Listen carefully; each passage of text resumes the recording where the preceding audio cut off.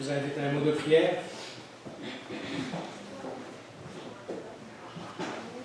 Seigneur, alors que nous regardons ensemble ta parole ce matin, ouvre nos yeux.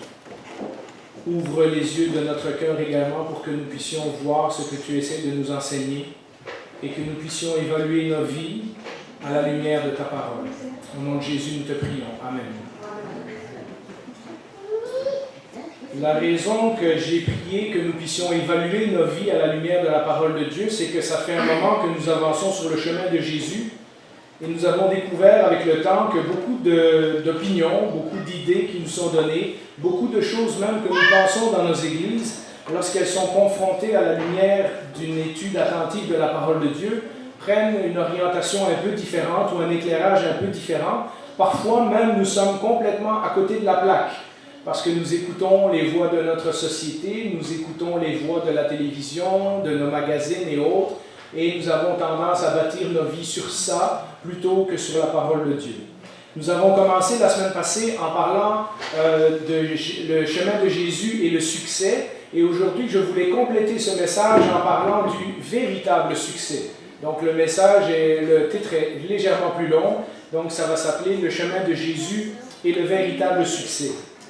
Et pour cela, nous retournerons, mais les images seront affichées au tableau, donc vous n'avez pas besoin de tourner dans vos Bibles si ça vous aide à mieux vous concentrer. Regardez les diapositives. Nous retournons donc dans 2 Chroniques chapitre 16 pour continuer à examiner la vie du roi Osias que nous avions commencé à regarder la semaine passée. Nous avions vu en résumé que c'était un roi qui avait régné très longtemps, qui avait régné très jeune, qui avait eu beaucoup de succès, autant politique que militaire et économique. Et nous avions conclu à ce moment-là qu'il était important de se rappeler, lorsque nous connaissions un certain succès dans la vie, que le succès est un cadeau qui nous vient de Dieu et non pas la marque qui définit un chrétien ou qui définit quelqu'un nécessairement de quelqu'un qui est spirituel. Dans nos pensées, nous pourrions imaginer que si nous réussissons dans certaines bonnes choses, c'est parce que nous sommes bons. Et la parole, ou que nous sommes des bons chrétiens, la tentation est encore plus forte à l'Église. Mais la parole nous rappelait la semaine passée que nous réussissons parce que Dieu est avec nous, et non pas parce que nous y sommes parvenus tout seuls. Continuons donc la vie du roi Osias pour voir si le succès n'est pas le critère principal de la réussite selon Dieu. Comment évaluer nos vies et voir si nos vies ont eu un certain succès aux yeux de Dieu et non pas avec nos yeux humains. Alors nous avions commencé à lire et on pourrait mettre la première série de versets que lorsque le roi Osias, et nous étions arrêtés sur ce point-là la semaine passée, que lorsque le roi Osias était devenu puissant, c'est-à-dire en réalité après qu'il a connu tous ces différents succès qu'on a énumérés la semaine passée, il a fait quelque chose d'interdit. Et étonnamment, c'est quelque chose d'interdit qui n'est pas mauvais. Il est entré dans le temple et on se dit que, il voulait faire quelque chose de spirituel, c'était pas si grave que ça, et on a du mal un petit peu à comprendre, si on ne connaît pas le contexte, pourquoi la Bible nous dit qu'il est devenu tellement orgueilleux qu'il a fait quelque chose d'interdit. Et donc nous lisons à partir du verset 16, « Lorsqu'il fut puissant, son cœur fit si hautain, c'est-à-dire un autre mot pour orgueilleux, qu'il provoqua sa perte. » C'est important lorsqu'on lit la Bible de lire attentivement les mots parce que souvent le texte nous donne déjà des indices dans quelle direction chercher. Donc on parle d'orgueil, on parle de perte. Il fit preuve d'infidélité envers l'Éternel. J'ai souligné le mot infidélité et pourtant c'est quelque chose de spirituel à premier abord. L'Éternel son Dieu en pénétrant dans le temple de l'Éternel pour brûler des parfums sur l'autel des parfums. En fait, il voulait faire quelque chose de très spirituel, adorer Dieu, mais en faisant ça, il avait pris la place des gens que l'Éternel avait mis à part spécifiquement pour cette tâche. Des gens qui devaient vivre selon certaines règles, des gens qui devaient se purifier avant de rentrer dans le temple, des gens qui devraient offrir un sacrifice pour leurs propres péchés avant même d'aller prier ou d'aller offrir des sacrifices pour le reste du peuple. Et on imagine que le roi a voulu prendre ce rôle, et ce rôle ne lui était pas dédié. Le prêtre Azaria le suivit avec 80 prêtres de l'Éternel, des hommes courageux, qui s'opposèrent au roi Osias et lui dirent « Tu n'as pas le droit, Osias, d'offrir des parfums à l'Éternel. » Alors vous imaginez, c'est le roi. Depuis l'âge de 16 ans, il règne, il a bâti le pays, il a rebâti les villes, il a conquis des territoires, il a un succès économique, il a un succès financier, il a un succès militaire. C'est comme Donald Trump, mais en mieux. Hein? Il a tout le pouvoir. Et et c'est le roi. Et la Bible nous dit que 80 hommes courageux ont été le voir et dire au roi, « Roi, tu te trompes. Roi, tu fais quelque chose que tu n'as pas le droit de faire selon la loi de Dieu. » On peut mettre l'image suivante. Il lui explique à ce moment-là, « Ce droit appartient aux prêtres, aux descendants d'Aaron qui ont été consacrés, donc choisis par Dieu, pour les offrir. Sors du sanctuaire, car tu commets, et de nouveau le même mot, car tu commets un acte d'infidélité. Et cela ne tournera pas à ton honneur devant l'Éternel Dieu. » Osias se fait confronter avec quelque chose qu'il devrait savoir qu'il ne peut pas faire. Et sa première réaction, nous lisons au verset 19, l'irritation s'empara d'Osias, qui tenait déjà un encensoir. C'est-à-dire, il était déjà en train d'offrir le parfum, et les prêtres l'ont interrompu. Et lui, au lieu de dire « Ah oui, vous avez raison, je pense que j'ai peut-être fait une erreur », il s'est fâché. Et donc, on voit comment l'orgueil continue à faire son travail dans son cœur, confronté à une mauvaise décision. Au lieu de revenir sur sa décision, il s'entête et, ça nous dit, l'irritation s'empara d'Osias. La suite n'est pas réjouissante. On lit au verset 19 et 20, on peut les afficher. Et comme il s'irritait, ou pendant qu'il s'irritait contre les prêtres, la lèpre éclata sur son front. Alors vous savez que ça c'est une maladie qu'il n'y a plus beaucoup aujourd'hui, mais c'est une maladie qui existait beaucoup dans l'Antiquité, puis c'est des parties du corps qui meurent petit à petit, puis la peau, les doigts, tout ça, tout commence à tomber, puis il n'y a pas de guérison pour ces maladies-là. La lèpre éclata sur son front, sous les yeux des prêtres, dans la maison de l'Éternel, près de l'autel des parfums.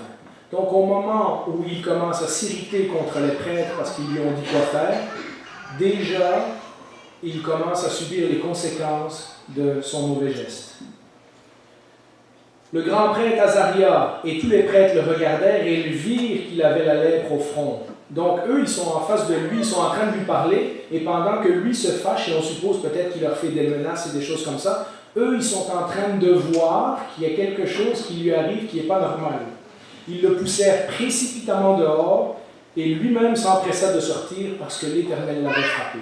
Tout à coup, tout le monde est conscient que ce qui est en train de lui arriver, c'est une punition de l'Éternel. Hein, il n'a même pas posé de questions à savoir « pourquoi ça m'arrive » ou quoi. Lui-même s'empressa de sortir parce que l'Éternel l'avait frappé. On ne lit malheureusement pas dans la vie d'Osias, et pourtant nous avons dit la semaine passée qu'il est considéré dans la liste des rois qui étaient bons, hein, parce qu'il avait suivi fidèlement les lois de Dieu, et il avait chassé les idoles du pays, puis il avait fait les choses dans le temple, etc. Jusque-là, il avait été considéré comme une personne fidèle, et Dieu l'avait honoré. Et on se serait dit, peut-être qu'en attrapant la lèpre, il va comprendre sa leçon, et là il va se repentir, tout comme David. On peut mettre le verset. Le roi David, qui après son adultère avec Bathsheba et son meurtre d'Uri, a été confronté par le prophète Nathan, et qui dit ceci dans le psaume 51, « Je reconnais mes transgressions, et mon péché est constamment devant moi. J'ai péché contre toi seul, en parlant à Dieu. J'ai fait ce qui est mal à tes yeux. Les sacrifices agréables à Dieu, c'est un esprit brisé. Ô Dieu, tu ne dédaignes pas un cœur brisé et humilié. » Nous ne trouvons aucun de ces mots dans la bouche du roi Osias. Aucune repentance, aucun regret, aucun signe qu'il a compris.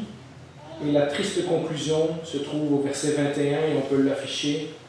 Le roi Osias fut lépreux jusqu'au jour de sa mort. Osias a fait un geste dont il ne mesurait pas les conséquences, et en plus, lorsque confronté, au lieu de se repentir, il s'est entêté. La suite nous dit il habitait dans une maison isolée, en raison de sa lèpre. Vous savez que quelqu'un qui avait cette maladie-là était considéré comme impur, donc il ne pouvait plus s'approcher des autres. Alors il est le roi, mais tout à coup il n'est plus le roi, parce qu'il vit dans une maison à part. Il ne peut plus aller au temple, parce que c'est interdit pour un lépreux d'entrer dans le temple. Il ne peut plus offrir de sacrifice. Il ne peut plus, c'est comme si un de nous tombait malade et il ne peut plus jamais aller à l'église jusqu'à la fin de sa vie. Il ne peut plus jamais voir les frères et sœurs, il ne peut plus jamais venir chanter, il ne peut plus jamais venir prier, il ne peut plus jamais prendre le repas du Seigneur. Ça serait un peu l'équivalent de ça aujourd'hui. C'est pas très agréable. On peut imaginer que, j'ai calculé qu'il a passé à peu près 11 ans, comme ça, si on regarde les dates que son fils a régné, il a passé à peu près 11 ans avec la lèpre. Ça veut dire 11 ans tout seul dans une maison, à se faire apporter de la nourriture par des trous dans les fenêtres, dans les portes. Il fut exclu de la maison de l'Éternel, nous dit le texte, donc plus jamais il n'a le droit d'aller au temple. C'était Jotham, son fils, qui était responsable du palais royal et jugeait le peuple du pays. En d'autres mots, ça veut dire que lui, il était encore roi, mais en réalité, c'est son fils qui était roi à sa place. À son décès, son fils est devenu véritablement le roi, mais pendant 11 ans, c'est son fils qui a assumé les fonctions royales. Fait que vous imaginez, celui qui est assis sur le trône, c'est son fils. Celui qui reçoit les ambassadeurs et les diplomates, c'est son fils. Celui qui participe aux grandes fêtes, aux grandes commémorations, c'est son fils. Celui qui fait tous les événements qui vont avec la vie du pays, c'est son fils. Et lui, il est enfermé dans sa maison tout seul. J'ai oublié de citer un autre verset. À la fin de 2 Chroniques 16, j'aurais dû le mettre, ça nous dit que même quand il fut enterré, on l'enterra dans un des tombeaux qu'il avait fait creuser dans la cité de David. On déposa le corps à un endroit où on avait rassemblé des parfums divers, etc. Et on brûla... non, je me suis trompé de verset.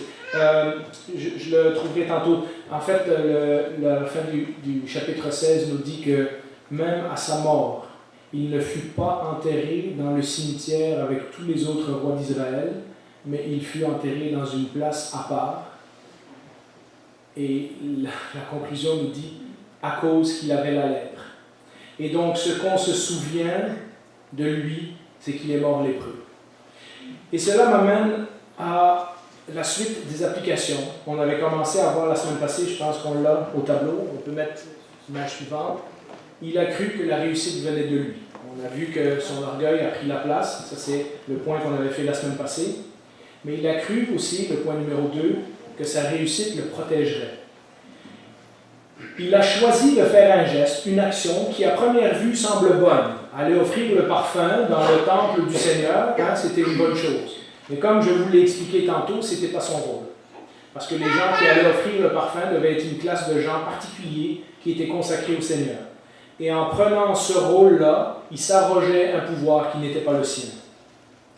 Il a choisi un geste qui semblait bien spirituel, mais dont il n'avait pas mesuré les conséquences. Il n'avait aucune idée que ça allait lui coûter les 11 dernières années de sa vie, que ça allait lui coûter sa santé, que ça allait lui coûter ses relations avec les autres, qu'il allait finir isolé, exclu, et que la façon dont on se rappellerait de lui, ce n'est pas le roi qui avait 16 ans, ce n'est pas le roi qui a régné 52 ans, ce n'est pas le roi qui a eu du succès militaire, économique et financier, etc.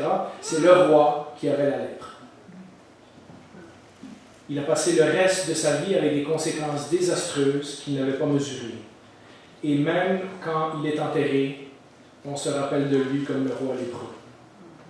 Cela m'amène à nous poser la question, est-ce que notre réussite peut être notre réussite dans différents domaines de notre vie, peut-être même notre réussite spirituelle? En évaluant notre vie, nous nous disons « Ah, moi je suis un bon chrétien, regarde tout ce que je fais pour le Seigneur, etc. etc. » Est-ce que nous sommes tentés par orgueil de croire que notre réussite dans certains domaines nous protégerait des mauvais choix, des mauvaises actions ou des mauvaises décisions? Ou posons-nous la question autrement. Quand nous mourrons, comment voulons-nous que les gens se rappellent de nous? Le roi qui avait la lèpre? Ou celui qui était fidèle au Seigneur? Quand nos enfants quitteront la maison? C'est une question pour moi. Comment voulons-nous que nos enfants se rappellent de nous? Quel genre de père j'ai été? Quel genre de modèle? Quel genre de chrétien? Quand nous déménagerons, comment voulons-nous que les voisins se rappellent de nous? Le chialeux qui est à l'église tous les dimanches matins? Ou celui qu'on voyait que sa foi était vraie et sincère, qui montrait l'amour de Jésus, qui était prêt à se réconcilier quand nous changerons d'église, parce que certains d'entre nous changeront d'église. Comment voulons-nous que les gens se rappellent de nous? Celui qui est parti en claquant la porte? Celui qui a donné sa démission? Ou celui qu'on aurait bien aimé garder, mais là il s'en va enrichir une autre église? Quand nous quitterons notre travail, comment voulons-nous que les gens se rappellent de nous? Comme celui qui assommait les gens à coups de versets bibliques, mais qui faisait le contraire dans sa vie privée? Ou comme celui qui manifestait l'amour de Jésus? Comme celui qui était patient, persévérant? Comme celui qui faisait son travail de la bonne façon? Quand nous quitterons cette terre, qu'est-ce que nous aimerions qu'il soit marqué sur notre tombe ou à notre mémorial? Bon et fidèle serviteur ou quelque chose d'autre? Chaque jour, nous sommes confrontés, que nous soyons rois ou pas, que nous soyons chefs d'entreprise ou pas, que nous soyons pasteurs d'église ou pas, que nous soyons directeurs d'école ou pas, que nous ayons un poste de responsabilité ou pas.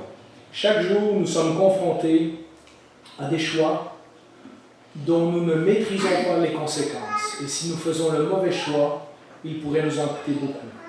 Si nous ne rendons pas le crédit à Dieu pour le poste ou la position ou le succès ou la réussite que nous avons, nous risquons de devoir supporter ces conséquences de ces mauvais choix. Parce que, évidemment, c'est l'orgueil qui a perdu Osias. Son premier défaut, c'était de ne pas reconnaître qu'il s'était rendu là grâce à Dieu. Il pensait qu'il s'était rendu là par ses propres moyens.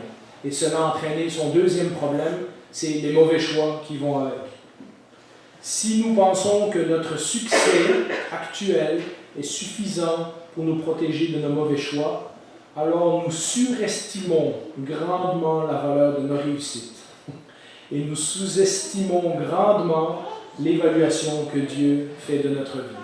Vous savez, aux yeux des gens, on peut paraître de plein de façons. Mais la Bible nous dit que, ultimement, c'est Dieu qui va nous juger. Ultimement, c'est Dieu qui va voir ce qu'il y avait dans notre cœur.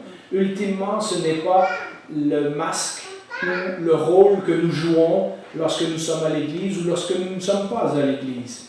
C'est Dieu qui voit au fond de notre cœur et qui sait si notre cœur est à lui. Si nous l'aimons de tout notre cœur, de toute notre âme, de toute notre pensée, de toute nos forces. À nouveau, vous me direz, oui, Jean-Philippe, c'est difficile quand on est dans une position comme ça de ne pas abuser du pouvoir.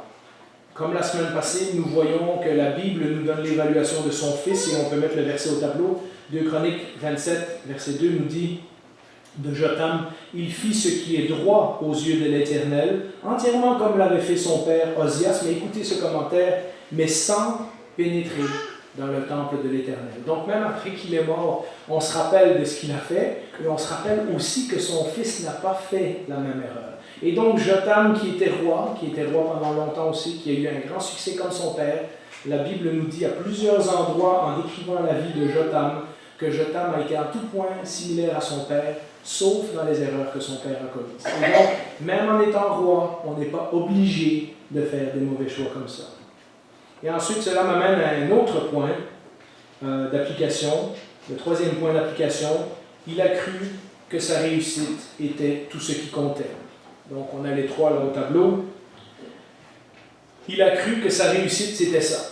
J'y suis arrivé, je suis en haut de l'échelle sociale, je suis en haut de mon groupe de gens, je suis bien financièrement, j'y suis arrivé et finalement, en bout de ligne, c'est ça qui compte. Hein? Ce qui compte, les gens vont le définir de différentes façons, être heureux, avoir le bonheur, avoir la liberté de ce qu'on veut dans la vie. Mais peut-être qu'à la lumière de ce que nous voulons lire dans cette histoire, le succès dans la Bible n'est pas tant ce qu'on réalise, mais plutôt ce qu'on est. Peut-être que le succès, selon la Bible, ce n'est pas ce qu'on a, mais ce qu'on a à l'intérieur de nous. Peut-être que le succès, selon la Bible, enfin je vous dis peut-être, mais vous connaissez la réponse, en fait, c'est une question rhétorique. Le succès dans la Bible a à voir avec l'obéissance, avec la fidélité, avec être droit, avec être éloigné du péché, plutôt qu'avec la quantité d'activités qu'on a accomplies, même quand on les accomplit au nom du Seigneur. En d'autres mots, Dieu est bien plus intéressé par notre caractère que par nos activités. Et ça, parfois, dans nos églises, on a, avec les années, développé cette tendance de voir les chrétiens qui étaient très actifs comme des gens très spirituels. Laissez-moi vous dire qu'il n'en est rien. On peut être très actif et que notre vie soit croche. On peut être pas actif, mais que notre cœur est droit. Et on peut être les deux aussi. Le texte nous dit qu'en voulant offrir ce parfum, qui était un geste spirituel, il a fait preuve d'infidélité. C'est pour ça que je voulais souligner au début. C'est drôle que le Seigneur dit qu'il a été fidèle dans plein de choses. Il ne parle pas de son succès, mais il parle de son infidélité. Le jour où il a fait un mauvais choix, c'était une infidélité vis-à-vis de Dieu. Et Dieu évalue la vie du roi Osias à cause de cette infidélité. Verset préféré de Micah, 1 Samuel 16, verset 7, on peut le mettre au tableau. L'homme regarde à ce qui frappe les yeux, mais l'Éternel regarde au cœur. Et je pourrais vous en sortir plein de versets dans la Bible qui disent que ultimement, c'est à l'intérieur de nous que ça compte, parce que Dieu y voit à l'intérieur. Alors, cela m'amène vers la conclusion du message. Vous me direz, ben oui, Jean-Philippe, ça c'est Osias, ça c'est l'Ancien Testament, maintenant avec Jésus ça a changé, puis ci, puis ça, mais regardons un petit peu la vie de Jésus. On peut mettre l'image suivante. Jésus a vécu avec un autre roi puissant. En fait, il a vécu avec la famille des Hérodes, qui étaient plusieurs rois assez puissants, qui ont régné un court moment sur le pays d'Israël, avec l'aide des Romains. Jésus, lorsqu'on lit le Nouveau Testament, a vécu avec un autre roi puissant, Hérode. Ce Hérode, ce n'est pas le même que celui qui a tué les enfants quand Jésus est né, ce n'est pas le même qui avait bâti le temple, mais c'est son fils. Et son fils a essayé de surpasser son père. Donc il a construit des villes, il a construit des aqueducs, il a construit des stades, il a construit des hippodromes, il a construit des théâtres à la façon romaine évidemment. Il a reconstruit la ville de Séphoris qui était une grande ville juste à côté de Capernaum, de Nazareth et tout ça, et pourtant nous n'entendons jamais que Jésus a été dans cette ville-là. Il a construit une nouvelle ville qui s'appelait Tibérias, qui était la nouvelle capitale de Galilée, qui existe encore aujourd'hui d'ailleurs, qui était une ville à la façon romaine, avec tout ce que vous voyez sur l'image là, tous les grands bâtiments qu'on est habitué à voir dans l'Antiquité. Hérode n'avait pas l'intention d'être oublié après sa mort. Il a construit, il voulait qu'on se rappelle de lui. Il avait des relations avec les Romains. La raison pourquoi il était sur le trône, c'est parce qu'il était ami avec les Romains.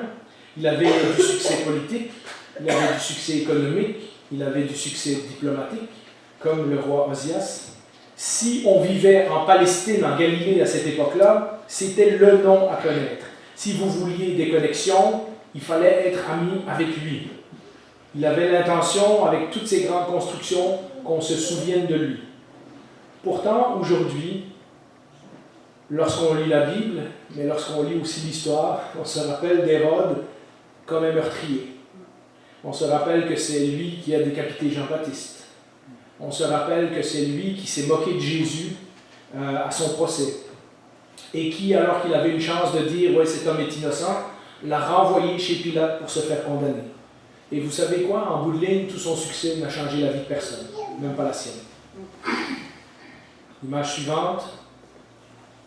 À la même époque, dans le même pays, à quelques kilomètres l'un de l'autre, nous avons Jésus. Un Jésus qui, bien que véritablement roi, pas comme la famille des Hérodes qui avait volé le titre, un Jésus qui, bien que véritablement roi, est né dans une table, a grandi dans un petit village de Galilée, a appris à être charpentier au pied de son père. À 30 ans, il a commencé à prêcher la bonne nouvelle du royaume de Dieu. Et pendant 3 petites années, et jusqu'à sa mort comme un criminel, il a complètement ignoré Hérode et ses méthodes. Nous ne voyons jamais que Jésus, dans la Bible, cherche l'approbation d'Hérode, cherche à avoir des connexions avec Hérode, cherche à rentrer dans le cercle d'Hérode, cherche à influencer Hérode, ou même d'utiliser les méthodes d'Hérode. Nous avons déjà parlé ça dans d'autres messages. Hein? Si le Seigneur nous avait laissé, nous, le choix, hein, on serait venu évangéliser les gens au 21e siècle, à l'ère de l'Internet. On aurait fait des sites web, on aurait fait des grandes réunions avec des milliers de personnes, on aurait loué les plus grands groupes de musique pour venir, hein, on aurait utilisé ces méthodes-là pour attirer les gens. Pourtant, lorsque nous lisons la parole de Dieu, Jésus a utilisé une méthode totalement différente. Une des tentations même que le diable a données à Jésus était le succès instantané. Hein, si tu te prosternes devant moi, je vais te donner tous les royaumes du monde. Hein, si tu te jettes en bas du temple, ils vont voir comment tu es le Fils de Dieu, tout ça. Mais le coût, c'était au prix de la dépendance de Dieu. Et Jésus a dit non, ton chemin c'est un raccourci, mais c'est un faux raccourci. Moi, je vais continuer ma méthode, je vais continuer ma façon, je vais continuer à dépendre de mon Dieu, parce que je connais son plan, je sais qu'il m'aime et je sais ce qu'il a préparé pour moi. Ce Jésus, on peut mettre l'image suivante, a proclamé qu'il était le chemin. Il n'y avait pas d'autre méthode, il n'y avait pas d'autre moyen, il n'y avait pas d'autre façon de réussir, il n'y a pas d'autre chemin vers le véritable succès que le chemin de Jésus. Il a dit également qu'il ne servait à rien de gagner le monde si on perdait son âme. Hein? On peut être le genre le plus riche, on peut être la personne qui a le plus de pouvoir dans le monde, on peut être la vedette la plus connue à Hollywood, on peut être la personne la plus populaire. Si on perd son âme, c'est-à-dire si on ne s'occupe pas de ce qu'il y a à l'intérieur de nous, nous sommes les perdants en bout de ligne. Et lorsque ce Jésus est mort, après 3 petites années de prêcher, il a dit « Tout est accompli ». Jésus a évalué le succès de sa propre vie et de sa propre mission à la lueur de sa fidélité vis-à-vis de Dieu. À sa fidélité au message de Dieu et à sa fidélité aux méthodes de Dieu. Et de lui, on se rappelle chaque jour, mais chaque dimanche en particulier, lorsqu'on prend le repas du Seigneur, qu'il a changé l'histoire de l'humanité pour l'éternité. Nous avons tous des listes mentales de ce que nous considérons comme le succès. Nous avons tous des listes que nous nous sommes faits, des plans que nous avions, que nous disions, si je peux arriver là, ça voudrait dire que Dieu m'a béni. Ça voudrait dire que j'ai un succès. Ça voudrait dire que je suis un bon chrétien. Pour certains, ça aurait pu être la sécurité financière. Pour d'autres, ça peut être d'autres formes d'argent. Pour certaines personnes, c'est la carrière. Je sais qu'on met beaucoup d'emphase sur les carrières de nos jours et les gens veulent avoir des postes, les gens veulent être reconnus, les gens veulent avoir des responsabilités. Pour d'autres encore, c'est la popularité. Ça, c'est très fort dans tout ce qui est entertainment, mais aussi parmi les jeunes avec Facebook. Hein, celui qui a 52 000 followers, ben, il est plus populaire que celui qui en a 300. Et on voit comment ces choses, la visibilité, hein, plus on a de likes sur nos photos qu'on affiche, etc., plus on a l'air cool. Pour d'autres, c'est la famille. Certains d'entre nous, on pense que parce qu'on a une belle famille, on a tout réussi.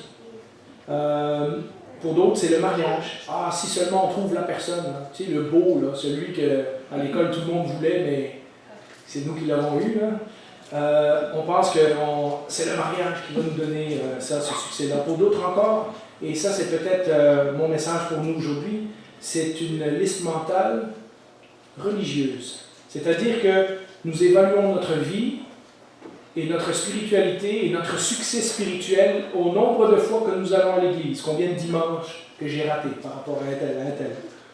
Dans quoi je suis impliqué. Regarde tous les ministères, regarde, je fais partie du conseil d'administration de la mission un tel, puis de la vision un tel, puis de l'église un tel. Pour d'autres encore, c'est combien de gens j'ai amenés à l'évangile. Ah, quand les autres voient comment est-ce que moi je suis un bon évangéliste et que j'amène des gens à l'église. Pour d'autres, on évalue notre succès avec combien d'argent j'ai donné à l'offrande ou combien de fois j'ai bien prêché. Hein? Et la Bible nous rappelle que ça, c'est des mesures superficielles de notre véritable succès. Le succès, selon Dieu, comme je l'ai dit, a beaucoup plus à voir avec notre caractère qu'avec nos réalisations. Le succès, selon la Bible, a à voir avec notre fidélité, bien plus qu'avec nos exploits. Alors ceci m'amène à la fin, que faire? Si nous nous reconnaissons dans ce message, et je pense qu'on devrait tous se reconnaître, peut-être pas présentement, mais peut-être des moments dans notre vie où nous avons vécu des situations comme ça, nous nous poser des questions, tout allait bien, je pensais que je l'avais l'affaire, et tout à coup, on n'a pas la lèpre comme le roi Osias, mais il nous arrive quelque chose et on se pose des questions, puis notre système de valeurs est chamboulé, on se demande, peut-être que j'avais visé au mauvais endroit. Peut-être que ce que je courais après, ce n'était pas la chose que j'aurais dû courir. Peut-être que ce que Dieu pense de ma vie n'est pas la même chose que ce que moi, je pense de ma vie. Et donc, si nous nous reconnaissons, j'ai fait une petite liste qu'on peut afficher.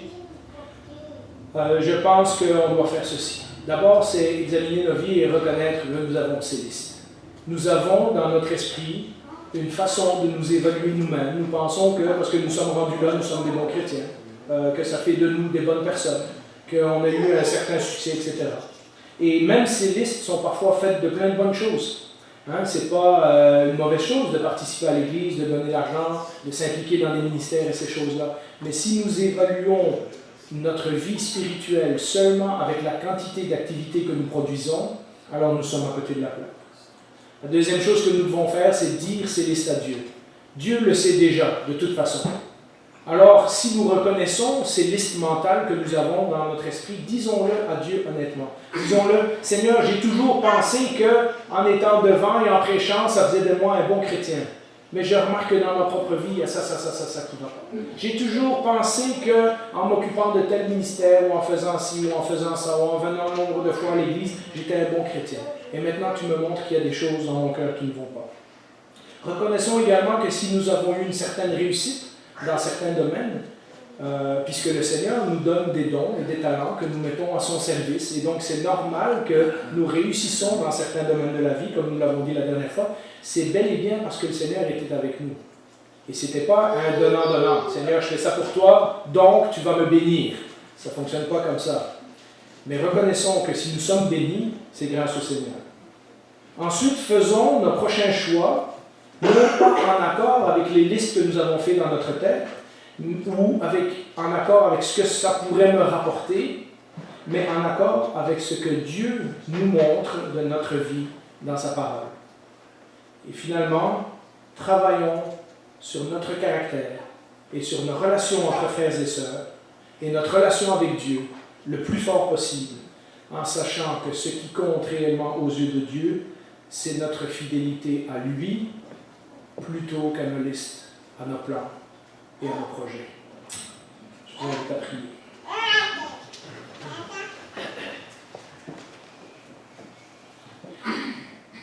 Seigneur, pour nous qui passons notre temps à nous comparer et à nous évaluer, c'est difficile de comprendre ce que tu nous dis dans ta parole vis-à-vis de la fidélité. Parce qu'en réalité, lorsque nous regardons nos vies, la fidélité ne nous apporte aucune réputation, ne nous apporte aucun succès, ne nous apporte aucune reconnaissance. La plupart du temps, lorsque nous te sommes fidèles, personne ne le voit, personne ne le sait, c'est entre toi et nous. Et donc, nous ne sommes pas attirés vers ce concept de fidélité. Pourtant, tu nous rappelles, et la semaine passée et cette semaine au travers de ta parole, que pour avoir une vie qui a du succès selon toi, notre fidélité à toi est essentielle. Notre fidélité à ta parole est essentielle. Le travail que tu fais dans nos vies personnelles, dans notre caractère, la façon dont tu nous transformes individuellement, mais également en tant qu'Église, puisque nous sommes tous ensemble plusieurs fois par semaine, a beaucoup plus d'importance à tes yeux que le nombre d'activités que nous remplissons, que le nombre de points que nous cochons sur nos listes, que le nombre de méthodes que nous avons utilisées, le nombre de livres que nous avons lus, le nombre de personnes que nous avons visitées ou le nombre d'argent que nous avons donné. Seigneur, nous avons besoin de nous remettre face à ta parole et évaluer nos vies selon tes critères. Et si nous sommes honnêtes, Seigneur, nous reconnaîtrons devant toi que beaucoup de comment nous évaluons notre vie ne vient pas de toi. Nous nous considérons comme pas si pires. Nous nous considérons comme un pas mauvais chrétien. Nous nous considérons comme une bonne personne. Et pourtant, lorsque tu nous montres par ta parole les différents aspects de notre cœur, nous devons reconnaître que nous sommes pécheurs et que nous avons besoin de ta grâce. Seigneur, ne permets pas que nous soyons orgueilleux comme le roi Osias et entêtés, mais que nous puissions confesser nos péchés comme David le fait, afin que tu puisses nous guérir, que tu puisses accepter ce cœur brisé et que tu puisses le transformer de la façon dont toi tu veux. Seigneur, nous te remercions pour ceux d'entre nous qui ont eu du succès dans toutes sortes de domaines, que ce soit au niveau de leur réputation, au niveau de l'argent, au niveau de leur mariage, au niveau de leur église, au niveau de leur implication dans différentes affaires. Ceux qui ont eu la chance d'avoir des enfants en santé, qui te suivent, ceux qui ont réussi dans plein d'autres choses. Nous savons que ça vient de toi. Seigneur, pour ceux d'entre nous qui n'ont pas réussi, pour ceux d'entre nous qui ont confronté des échecs, pour ceux d'entre nous qui regardent le monde, les critères du monde pour le succès, qui regardent notre vie et qui sommes découragés, que nous puissions simplement revenir à ta parole et entendre ces paroles aujourd'hui. Ce que j'ai besoin de toi, c'est que tu sois fidèle à moi. Le reste, je m'en occupe. Seigneur, avant tout, nous voulons te donner notre cœur, nos pensées, notre âme, notre esprit, tout ce qui fait, tout ce qui nous fait, et dire, toi, prends-le, et toi, fais un succès avec notre vie. Au nom de Jésus, nous te prions. Amen.